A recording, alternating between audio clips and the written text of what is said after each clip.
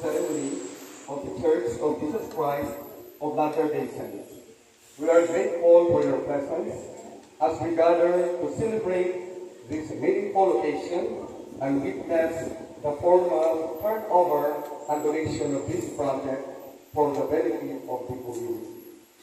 Today's event symbolizes unity, services, and our shared commitment to education and community development. We extend our sincere appreciation to everyone who has contributed their time, effort, and support to make this undertaking possible.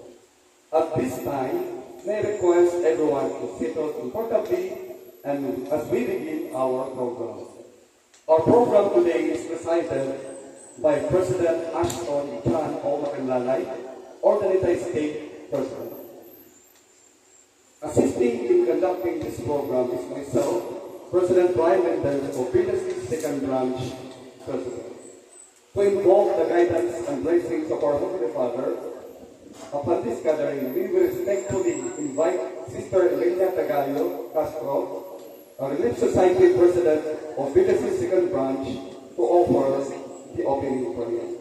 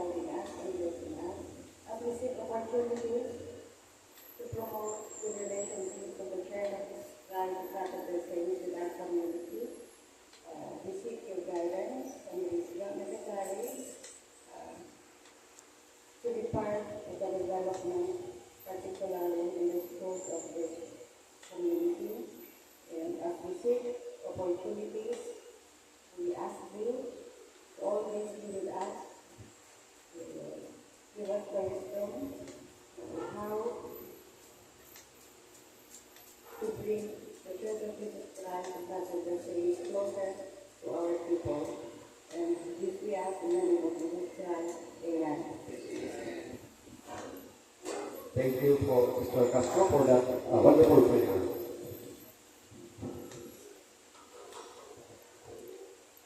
Please be seated. To formally welcome everyone to this meaningful event, it is my pleasure to introduce Dr. Marcy Benigno, Marley Solico. So before she will speak to us, to express a love for our country and community, we shall now have the audio-visual presentation of the Philippine National Anthem and the Villages Hymn. May we all rise and give proper respect.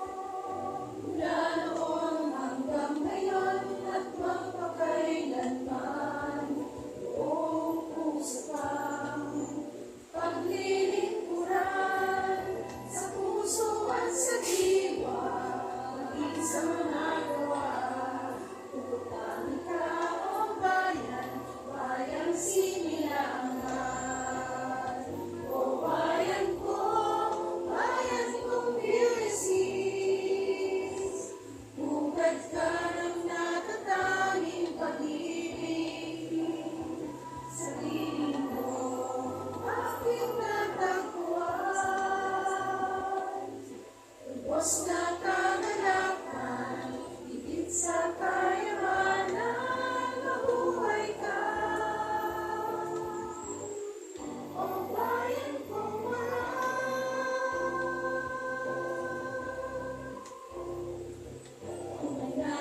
na makulay at kaayayan, labis kang pinagpala ng Diyos na dakila, at sa pagsikat ng araw ay magugulit ka. Ang liwanag mo, bayang malaya. O bayan kong Pilisin, tugad ka ng natatanging pag-ibig. Sa piling mo, aking natagpuan. Lubos na kagalakan, higit sa kayamanan, mabuhay ka. Mabuhay ka. O bayang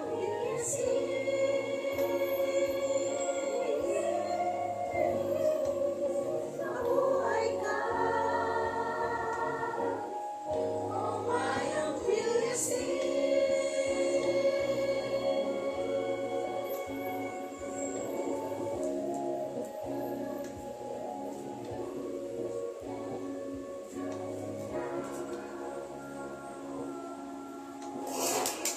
Thank you po. Please be seated. To formally welcome everyone to this meaningful event, it is my pleasure to introduce Dr. Dr. Marley Benigno, Principal for OIC EPS Philippines. Let us give her a warm round of applause.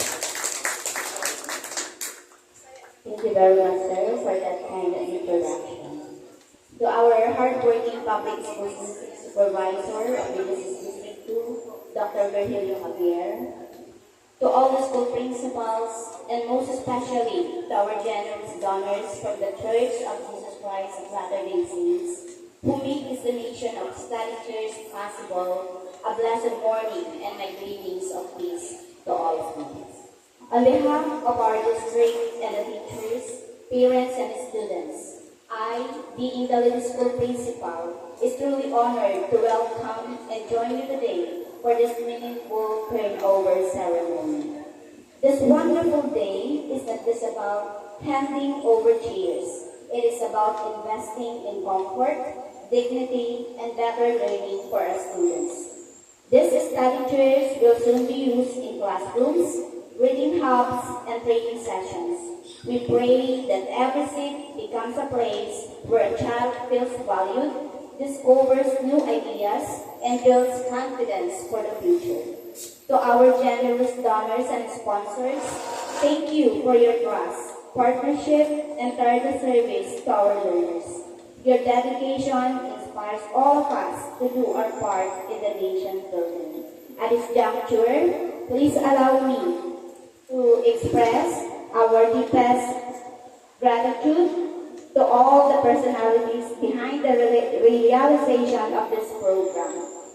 We would like to say thank you to our state president, President Aston John O. Macalalay, Elder Anthony Jan Balyados, the Area Humanitarian Manager, Area of the 70, Welfare and Self-Reliance Manager, Brother Richard Espinosa, Area Technology Specialist, Elder and Sister Servinas, our Communication Director, Sister Sarah Tolentino, the couple missionaries assigned in Humanitarian Services, Elder and Sister Neff, the Mission President of Ordinary Mission, Elder and Sister Foster. To our students and teachers, these chairs are now yours. Please take care of them and may they remind you that your community believes in your dreams. Use them as well as you learn, grow, and reach for your goals. Once again, on behalf of all the school administrators of Villasis District 2, teachers, parents, and students, I warmly welcome you all with open heart and arms. May God bless our continued partnership, our teachers, and most of all, our learners, because they are all the future of our beloved town, Biliasis. Lastly, I would also like to recognize the effort of our former PTA President, Sister Ami Castro, who served as a PTA President in one of the schools of Biliasis District 2, San Blas Elementary School, way back 2008 to 2012. Again, thank you very much, and may the Lord Jesus bless us all. Maraming salamat po. Thank you very much, Dr. Benigno, for your inspiring words of welcome. For our next part of the program, we will hear a message from President Patrick Miller, second Councilor of Ordinary State President. President Miller, the floor is yours.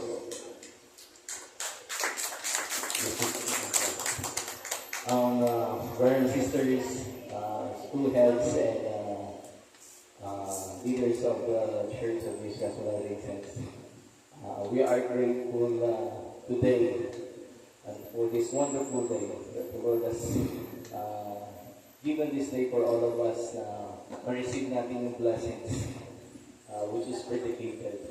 Nakahanda na itong blessings na ito. This is for all of you and for all the students in this district. We are grateful for the love of our Savior. Kanina nung nagpapapicture kami sa mga chairs, nakita namin may pangalan ng church sa likod. Pero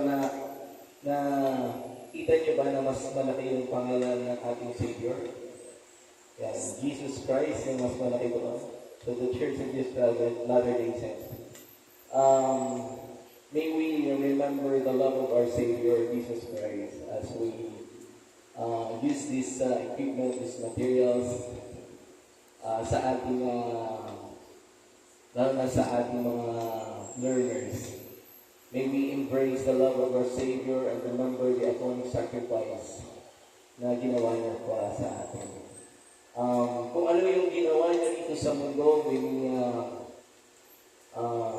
imitate, with all our heart, ang kanyang pagmamahal sa bawat tao. Wala siyang pinipili, He is a just Savior. He is omnipotent, omniscient, and omnipresent.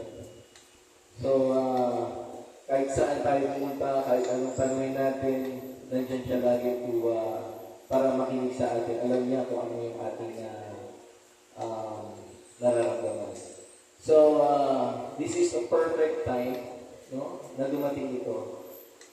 Maybe we are praying for it for a long time. Maybe yung iba nakabili na daw namin ito. But may purpose kung bakit naman itong materials nito para sa the Lord's perfect timing. So I hope and we pray that we will enjoy this blessing together with our learners. The church, or gusto mo lang i-share sa inyo yung isang scriptural verse na makikita sa Book of Mormon. Sinabi doon na if you are in the service of your fellow beings, you are in the service of your God. So, ito ang aming tayong lahat. Ang ating mission sa mundo na kung nasa servisyo tayo ng ating kapwa-tao, nasa paninindihan din tayo servisyo sa ating Diyos, which is our Heavenly Father and our Savior, Jesus Christ. So, without so much, hindi ko na patatagalin, we welcome you all, and we are grateful for your love and support sa the Church of Jesus Christ of Latter-day Saints. And we continue to have a wonderful relationship as the Lord wants us to be. In the name of Jesus Christ, Amen. Maraming salamat po, President Ferrer, for your encouraging message and continued support. We now proceed to the message of acceptance. May we invite Dr. Virgilio Javier, District Supervisor of Pindasis District 2, to deliver his message. Yes. Thank you. First of all, I would like to greet each and everyone. I will not be calling your names anymore because Dr. Martin has already given it individually but as a policy, I would like to greet you all. Good morning and blessed. Truly, the acceptance is very lucky, simply because all the schools of Pindasis District 2 are recipients of this so important project, which is these are the kids leading in the classroom. That is why on March 26, when Elder Rosalie came to the office and approached us regarding the project that will be undertaken by the Church of the Jesus Christ of the Latter-day Saints, I was really convinced, simply because when God will truly bless us, it will come to us unexpected. So it was March 26 when the journey of this project began. Then March 27 when teacher Teresa and her company came to the office also for us to prepare the documents needed for the project because supposedly it was first week of April after our closing exercises in all the schools that the said documents, the said MOA, will have to be accomplished before the departure of Sister Elder Rosalie going back to the US. So that's the journey of the project was conceptualized. And so for the information of everyone, may I present to you how the project took place of this project Celia or Bhutan. So I request our Sir George to please play. Maybe nandito na po.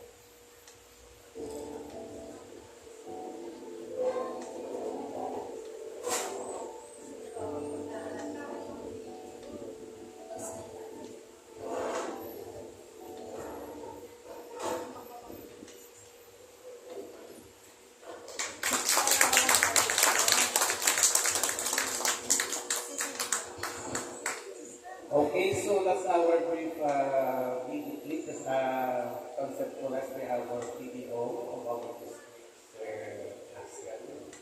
Sabi niya, Silya,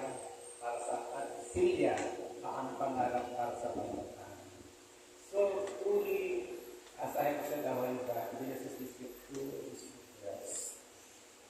because I did not think that the project will materialize in just 2 months' time. I actually mentioned to Elder Rosalie that if it could make it during the Brigada Escuela, 2 months better. Because one of the concepts of Brigada Escuela is to build partnership. So what we have done is partnership, in partnership with the Jesus Christ of the Latter-day Saints. That is why this project was conceptualized. It is not just a simple donation for our learners of Villages District 2, but what is more important is the camaraderie that we have established. That is why we call it in partnership with the Jesus Christ of the Latter-day Saints our of our top officials, top management officials, I should say, for the realization of this project. And so, on behalf of Villages District 2 and the Schools Division Office of Pangasinan Division 2, to our Schools Division Superintendent, Dr. Vivian Rose S. Pagapatan, though her presence is not with us, but I am sure that her heart is with us in this midst because I would like to apologize that our Schools Division Superintendent was not able to make it because of prior commitment also before this activity, but nevertheless, she's extending her gratitude to the top officials of the Church of the Latter-day Saints for this magnanimous project they have extended to Japan Villages District 2, including our LGU officials. I have also a picture when we are embarking this project, and they truly recognize the project that you have given to us. And so as a sign, as a gesture of our love to the Church of the Latter-day Saints, we are giving to you our token of pasasalamat. So may I request the emissary to please read the text of our token.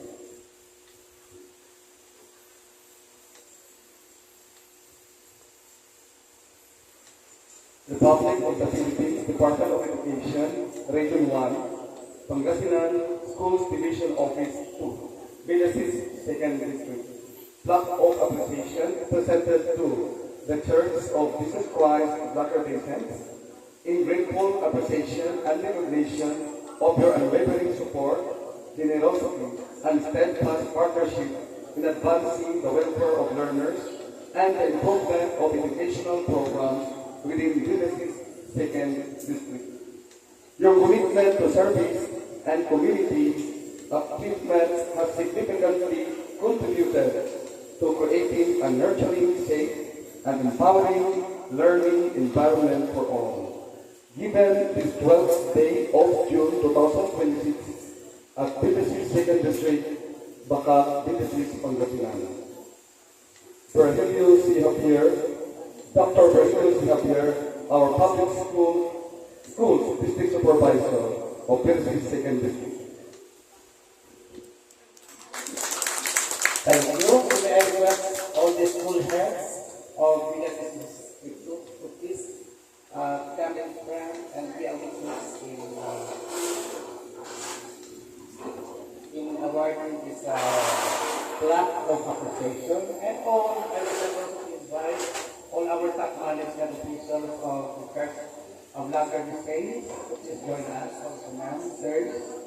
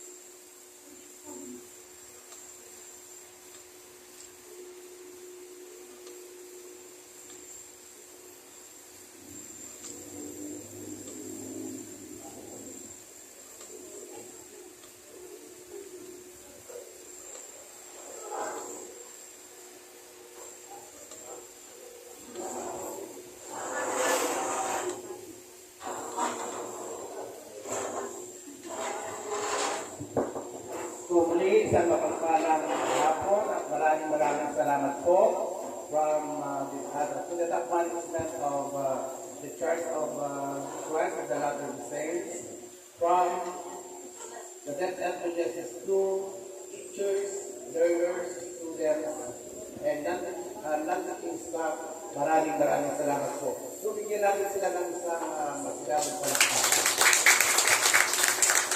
Thank you po.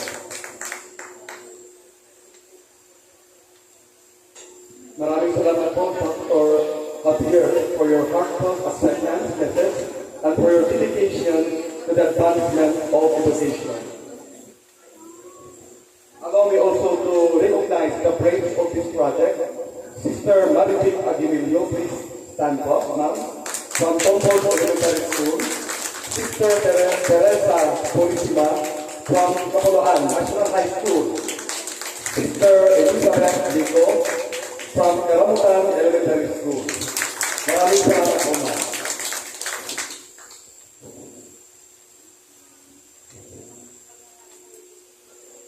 Before we proceed to the next segment of our program, let us enjoy a special intermission number to be rendered by Hezekiah Polisima.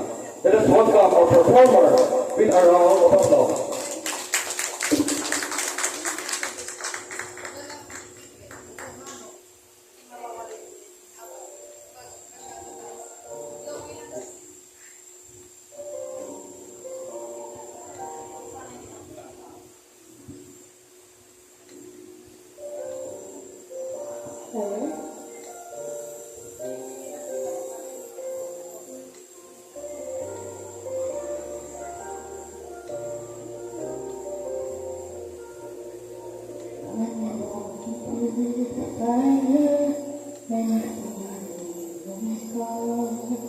There's a song you can wonder if you're ready for the change footsteps and around.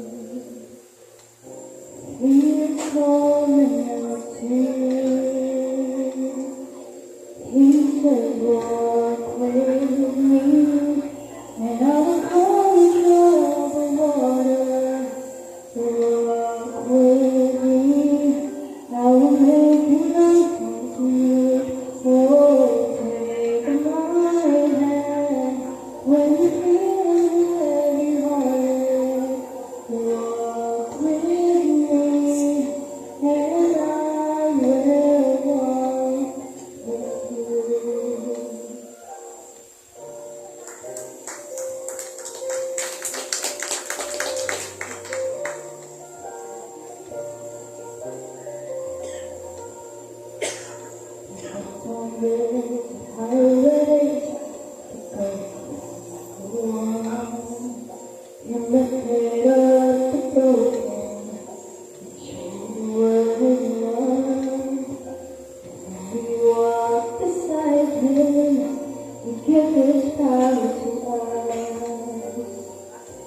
He is calling out to you. He says, walk with me, and I will call you troubled water. Walk with me,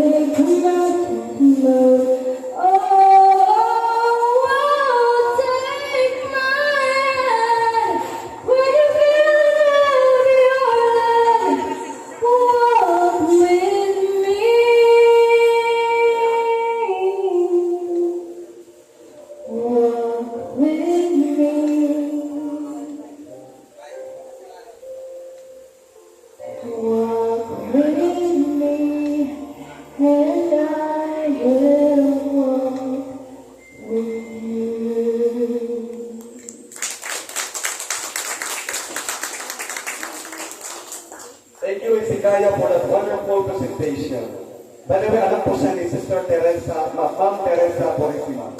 Palakpakan po natin siya. Okay, for our inspirational message, it is our honor to welcome Elder Anton Chan Barriedo, Area Humanitarian Manager, Area of the 70, to give us the inspirational message. Okay. Maraming salamat po. Ako po si Deacon Colin Brother John Barriedo. Ako yung country director and dinais ko pong mag-attend ngayon dahil papunta po ako ng Santo Lago ngayon. Nung nalaman ko na kayo kahit June 12, ay June 12 ba? Kung kayo ng turnover, sabi ko, bago to. This is unbelievable. So I'd like to recognize your efforts, your leaders, your unity here, and allowing us to come here and conduct this turnover. Pangalawa po, bilang country director, ako po yung taga-approve. Na-approve ko po ito, sabi ni Sir Dr. Javier, ilang months na po? 2 months na po, kasi gusto din namin po malaman na maibigay ito para magamit nyo sa inyong mga estudyante. Now, ang total cost po nito, ng project is nasa 3.3 million. Tapos, there are total quantity is 4,488 chairs, dalawang klase po ng chairs. Now, hindi ko na po nasabi kanina, sana sinabi ko na may rules po tayo pag nag-turnover, no? Number 2, nakita ko po, yung kanina po, nakita ko na nakaganyan kayo ng pag-picture. Hindi ko ibig sabihin, sabi ko, ibig sabihin mo yun, may phase 2. Parang gano'n, pero hindi naman siguro, sabi ko, mali yung inisip ko. Okay, so hayaan nyo lang po yung isip ko. I-erase po yun, erase. Kasi magkaganyan kayo, sabi ko,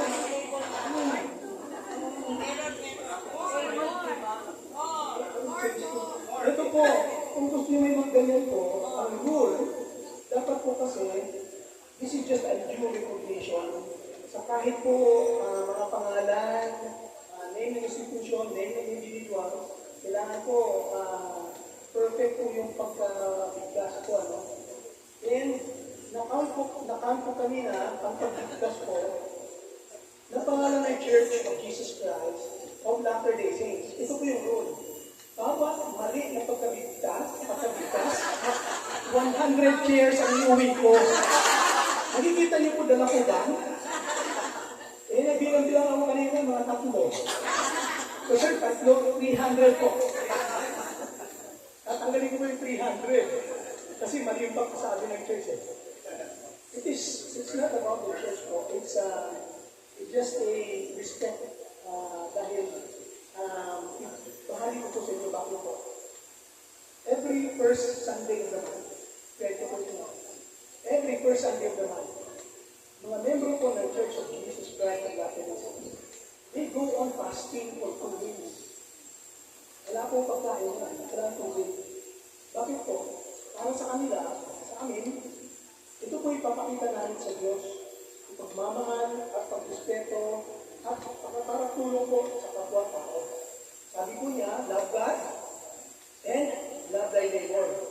And one way for us to love our neighbor, mag-fasting po kami ng 2 beses. Now, yung amount of money na ibibigay sana namin ang pagkain, yan po yung dinodonate po yan sa church. And yung pera yan, ay bahagi po yan sa pagbili po ng mga ano ito. Yan po ang basically po, ang mga membro ng simbahan, mga teachers nito, narinig ko na yun, mga teachers. Iba po niyan, ang formal fishermen. Tricycle driver, nasa market po, baka nagtitinda. Pero ang nilibigay po nila is yung equivalent money ng 2 meals, hindi nila kain At yan po yung ayuno po nila. So dyan po galing yung pera ng ating pagbili ng inyong mga upuan. Kaya lubos po ako nagpapasalamat sa leaders po na nasa harapan namin. Ito sila po ang naging kanin sa mga members. And of course, yung other donations and humanitarian program ng simbahan. Kaya po nakapagawa po tayo ito. As a director po, actually we are allocating, ay hindi ko na po sabihin, kasi baka magmamaya, magkakaroon.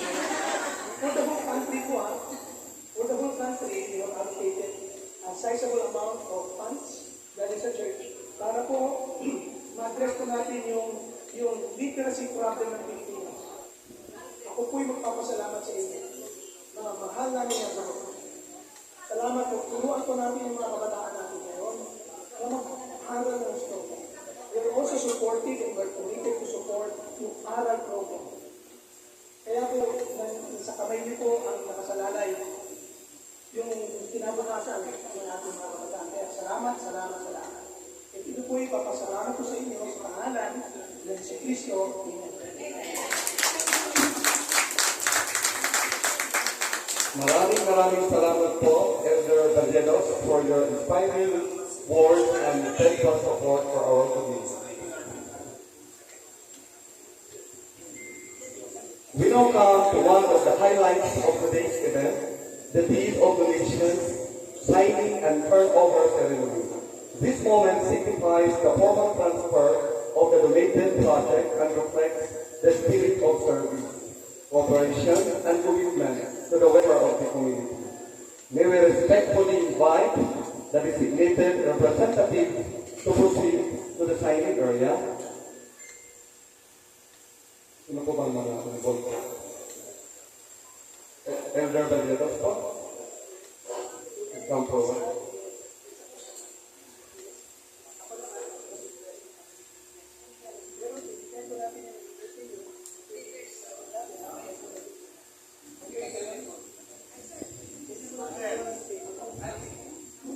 Siguro we will invite all the principals na nag-benefit po ng project po na ito. Please come forward.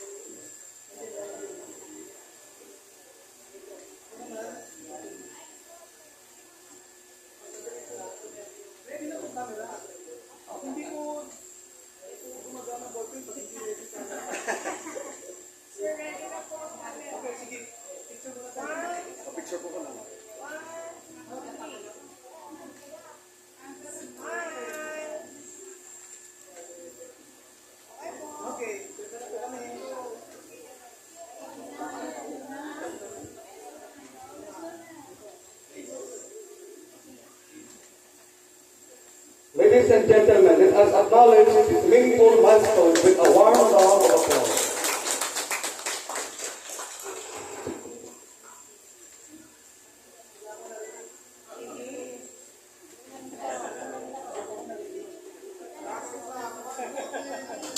Another round of applause for me. Congratulations to everyone going forward.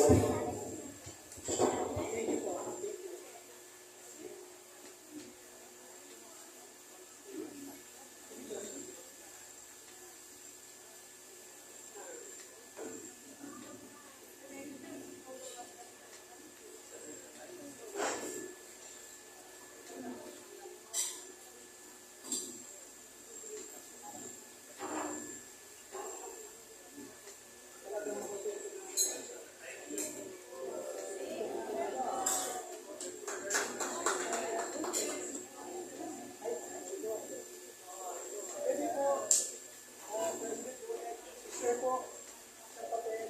Picture po tayo nakalimutan. Ano yung president? Okay, one more picture. Okay.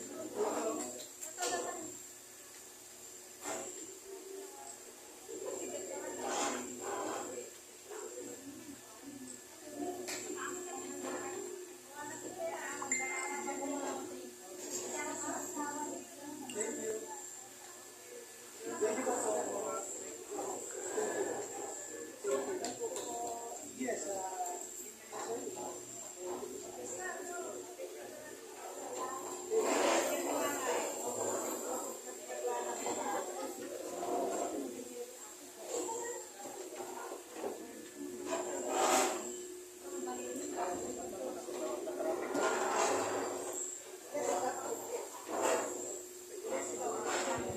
Again, congratulations po to everyone involved. Palakpakan naman po natin ang ating mga sarili po. So, to deliver the closing remarks, may we once again invite President Ashton John O. Macanlalay, or the United States President. President? Well, magandang umaga po sa inyo lahat. Maraming salamat sa opportunity to be partner with you sa bagay na ito. We really want to, like si Jesu Cristo, paano siya tumutulong sa atin. Gusto natin, he is our example. Yun yung primary nito. Gusto namin i-follow si Jesus Christ, and I hope sa pamamagitan nito, lagi natin ma-follow si Jesus Christ. Lagi natin maalala. Kaya sa mga chairs, I'm very grateful. Nakita namin kanina na ngayon talagang pangalan si Jesus Cristo. Sana yun yung lagi natin may isip, maaalala, every time na gamitin natin yung mga upuan na ibigay ng simbahan sa mga schools natin. Na laging maalala ng mga kabataan ang pangalan ni Jesus Cristo sa lahat ng ginagawa natin. Very grateful, Sir Javier, Elder Sister Flopper, Elder Sister Ness, na nandito, Brother Valeros, present. Thank you very much po sa nandito sa inyo lahat sa pag-prepare ninyo. We're very grateful for you po sa pangalan ni Jesus Cristo. Amen. Thank you, President. As we conclude this program, we will invite Brother Gerald Pipiglia, second counselor of BTC's ward, to offer a closing prayer. But before we will offer a prayer, gusto na po namin pasalamatan yung nag-host po ng school na ito, ang Pasag Central Elementary School. Palakpakan naman po natin, headed by Dr. Benigno. Salamat po, madam.